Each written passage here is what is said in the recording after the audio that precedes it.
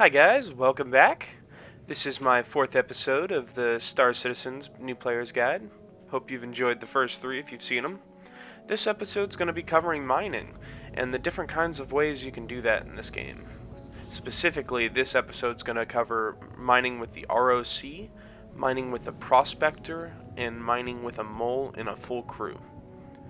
Please enjoy the episode, and if you do enjoy it, consider leaving a like, maybe a comment. Maybe even subscribe if you really enjoy it. All that out of the way, I hope you enjoy. Okay, we're going to start off today by heading to Daymar. It's in the Crusader system. We're going to come to ArcCorp Mining Area 141. This is where we're going to get our ROC out. That's going to be the first leg of this journey today, is ROC mining. So go ahead and come to ArcCorp Area 141.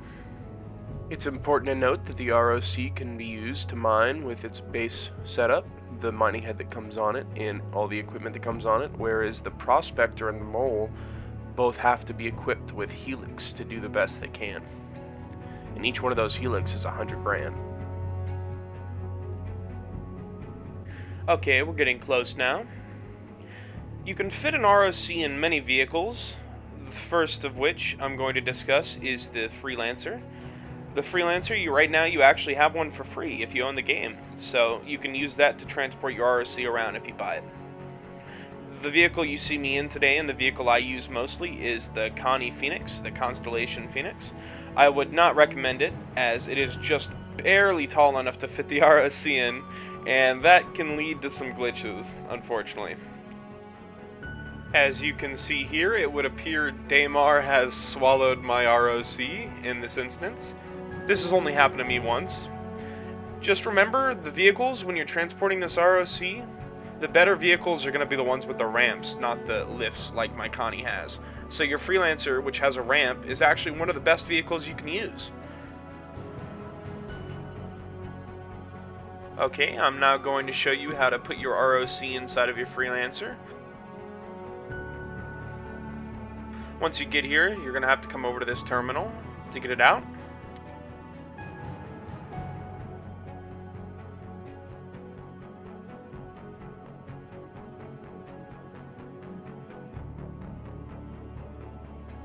There, you see it spawned it outside. Now go ahead and go back outside and jump in it.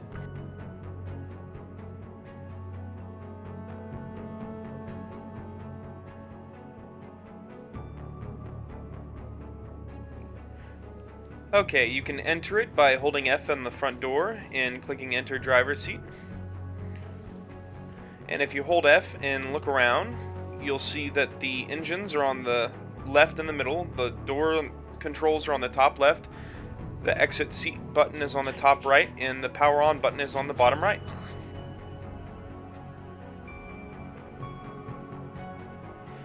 Okay, now just go ahead and drive it over to your vehicle. Careful not to crash it. It'll take you 3 minutes if you don't want to pay for it to reclaim it. Okay, now I've brought it over to the back of my Freelancer. You're going to want to go ahead and open the door.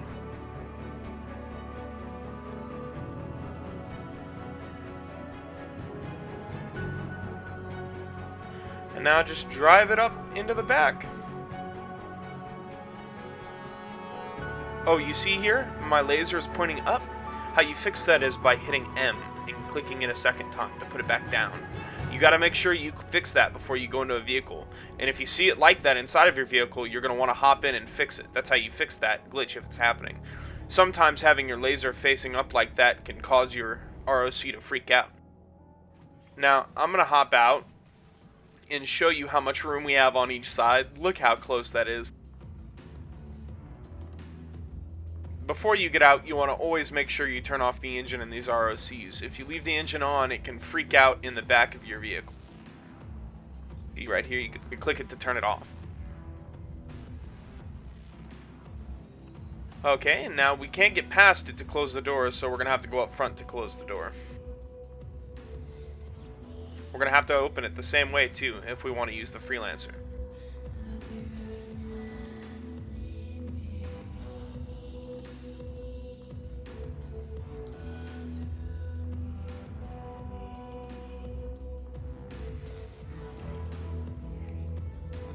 Oh, and if you're worried about the durability of your Freelancer, don't be. I'm going to show you in this clip just how durable this thing is. Watch this.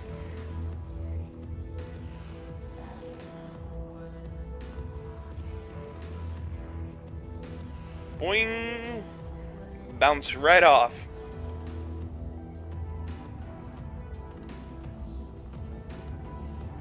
Want to watch me do it again? Keep in mind that ROC in the back, perfectly fine still. The shields on this thing are no joke. Watch this hit. Boing! Alright, enough of that.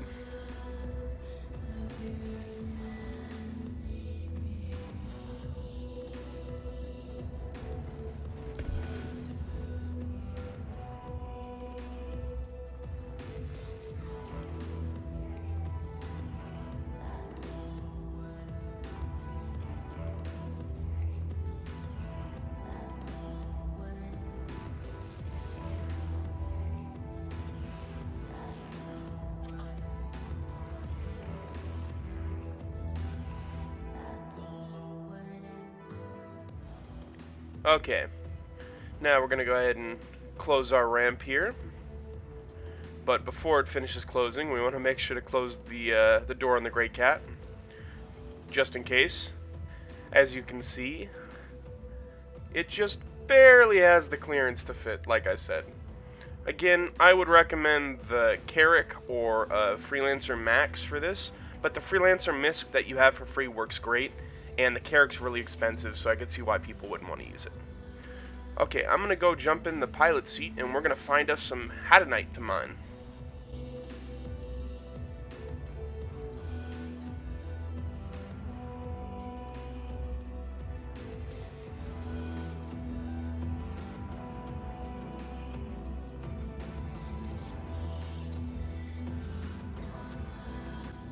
Now, the best way, in my opinion, to find this stuff is going to be just to fly in a straight line, scanning while you're flying.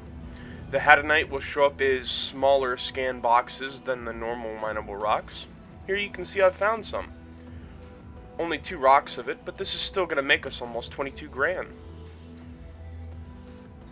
If you're having trouble sucking it up, just aim directly up and to the left of the ingot and hold in place. Okay, now. On the left side, on the very bottom, you'll see the rock energy level. You want to get that bar that's moving up right now into the green and hold it there. You can throttle your laser up and down by using the scroll wheel, and on the right side you'll see a fracturing sensor and an overcharge sensor. The fracturing sensor is how close you are to breaking the rock, and the overcharge sensor tells you if you put too much energy into the rock. If you break the rock with even a little bit of energy in the overcharge sensor, it'll explode and go everywhere. It's really difficult to collect it with the ROC when that happens. Here you can see me in a prospector exploding an ore. Very difficult to collect. Oh, I guess I should also mention, you can mine these rocks with a prospector, but the prospector can't suck up the crystals, so you'll have to get out of your prospector and manually pick them up. You can make 30 grand a trip doing this, and it is effective if you don't have an ROC. And the best thing about this method is, it's 30k proof. You literally cannot lose ore to a 30k if you mine in this way. And hell, it's way quicker than mining in a cave. There we go, it popped, and now that you see I broke it with no charge in the overcharge sensor, they all fell on the ground right next to each other, so I can extract them very quickly. As you see here, it lags a little bit when you're extracting. Just make sure you aim a little bit up and to the left of whatever ingot you're trying to grab. You see the little diamond icons. I like to aim on the top left of the diamond. This one rock will give us almost 12 grand. Now, you're going to want to sell before you get anywhere near 100% on this rock, just in case some glitch happens and you lose everything you've mined so far. I like to go whenever I'm at 30%, between 30 and 50. You can sell these crystals in any place that has a trader console. It's not like the Prospector where you sell it at the refinery. Here you have to sell at trader consoles.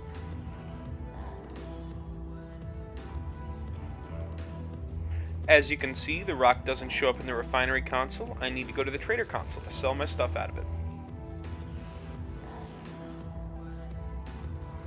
Click on sell, choose the gray cat, and there you can see my Hadanite.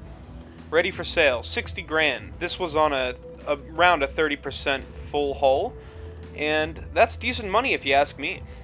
From leaving Grim Hex with my Constellation to getting the ROC into it, finding the crystals and mining it, it took me about 30 minutes. That's almost 20 grand every 10 minutes. I mean, that's really great money. Okay, moving on now to Prospector Mining. The first kind of Prospector Mining we're going to cover is in space. My favorite place to mine is around Grim Hex. I just jump to Yella, then to Grim Hex, and fly off in one direction along the asteroid belt until I find a great asteroid. Okay, now you're probably wondering what just exactly a great asteroid is. Well, thanks to Black Sunder of the Rock Raiders over on the Test Squadron forums, I have this wonderful infographic here.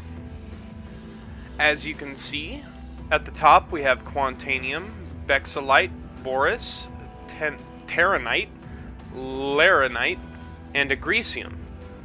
I wouldn't mind those in quantities any less than 8%. And in the middle we have Hephaestonite, Titanium, Diamond, Gold, and Copper. Those I would only mine in quantities above 20%. And then at the bottom we have Beryl, Tungsten, Corundium, Quartz, and Aluminum. Those I wouldn't mine at all unless they're attached to something a little bit more valuable. The thing about mining is, what makes a great rock isn't necessarily the percentage of the contents of the rock. It's the size and the percentage. So if you have, let's say you have a 3K rock with 8% of Quantanium in it, each unit of Quantanium is worth roughly 80 AUEC, and we'll touch on that later when I say roughly, because the price changes based on where you sell it. But let's say you have that 3K rock that's 8% Quantanium. That means that rock is worth roughly $20,000 or 20,000 AUEC. As opposed to a 6K rock that has 6% Quantanium, that one would be worth roughly $30,000. So you can see the percentage doesn't always make a rock good or bad.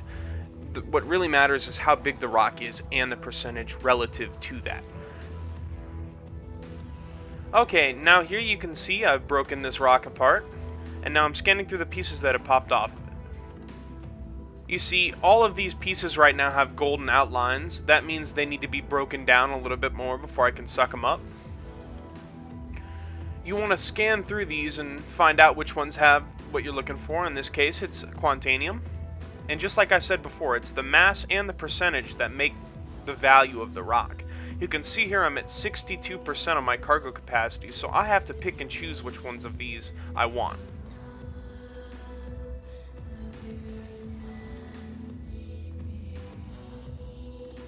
Here, looks like I've found a good rock. As you can see here, this rock has a mass of 908. It's 40% Quantanium. That means this rock is worth roughly $30,000. That's a really valuable and really good rock.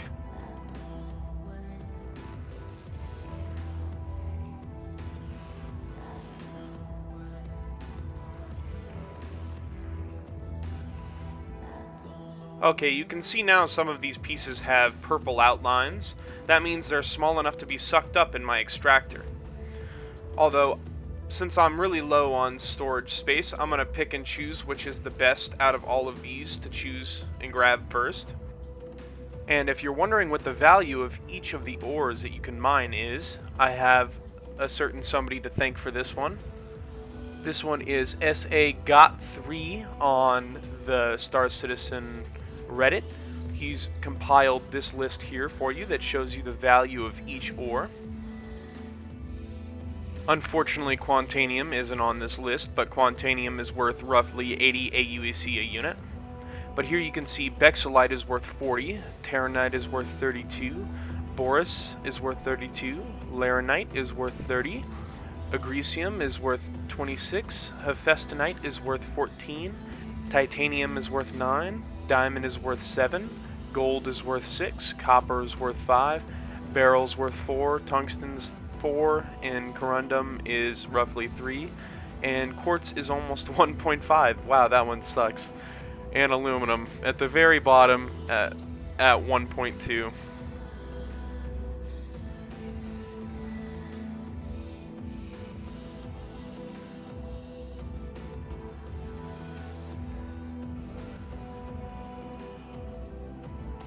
Okay, now that we're done sucking up all this ore, let me show you where I go to sell.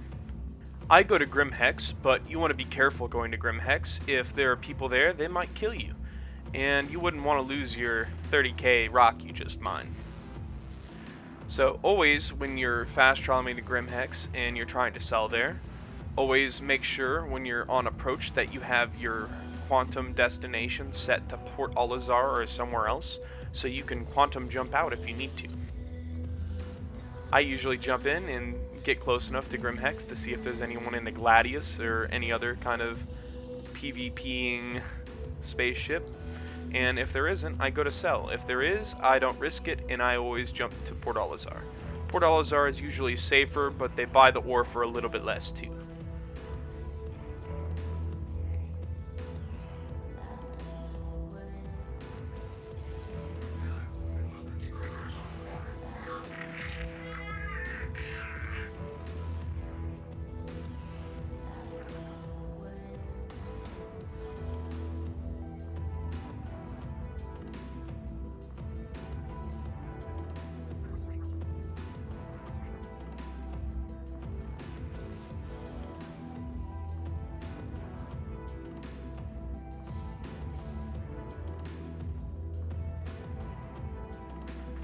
You'll want to be careful when you're mining Quantanium because it's volatile cargo, so you can see me landing really softly here as to not destroy my entire ship and probably the whole station.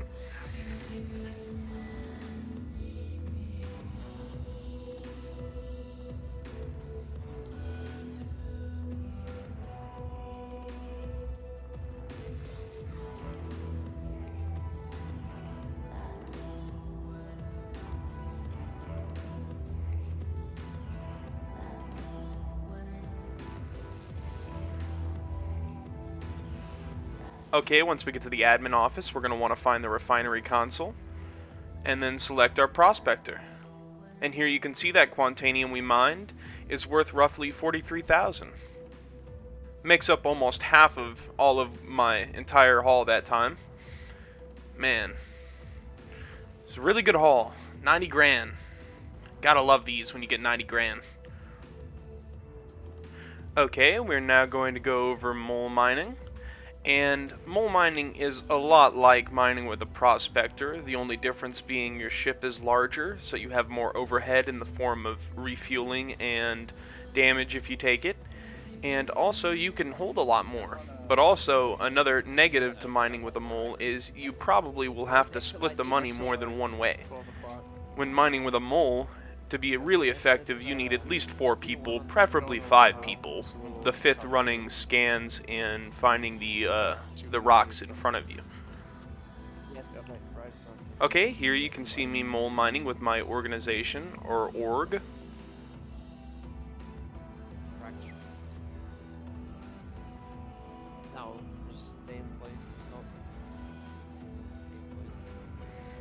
Now, I want you to pay close attention to the way they are talking to each other and how they're communicating when you are using the mole and mining with more than one person. You'll want to make sure to use a lot of communication as to not destroy the rock and lose all of it. Because it's going to charge up really fast.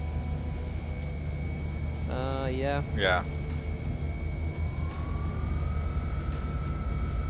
Can charge up 100. I'm at 50. What percent are you guys all at right now? I'm at 100. I'm at 50. Raising. Get to 60, 70. 75. I'm at 60. Yeah, just stay there. Okay, I'll be the one that raises up. I'll go. Oh, actually, no. I'm a lower to 90. He'll be the one to fuck it up. 80.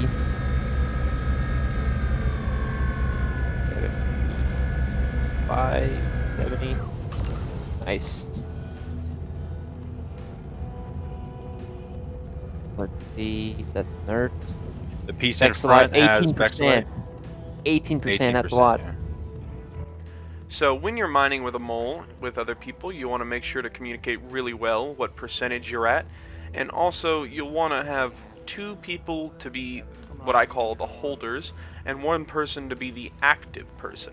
The 2 holders will raise their laser percentage up to around 60% as to hold the rock at its energy critical level, and the 1 active person will raise and lower his accordingly as to not overreact when it's going up or down. You only want 1 person moving the scroll wheel when you're mining with more than 1 person.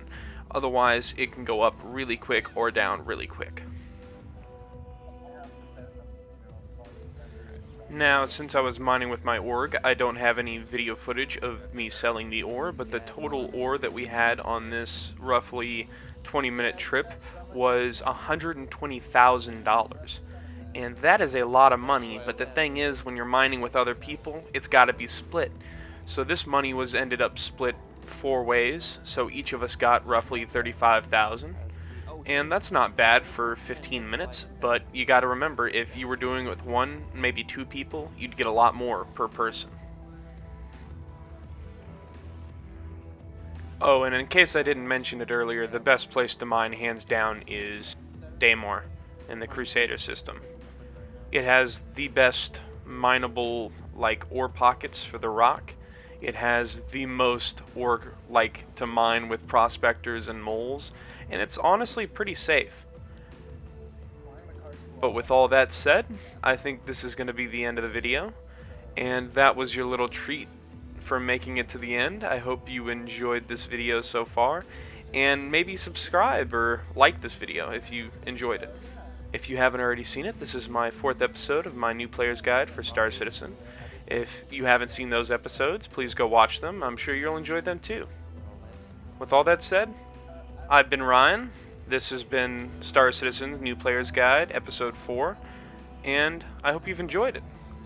Till next time.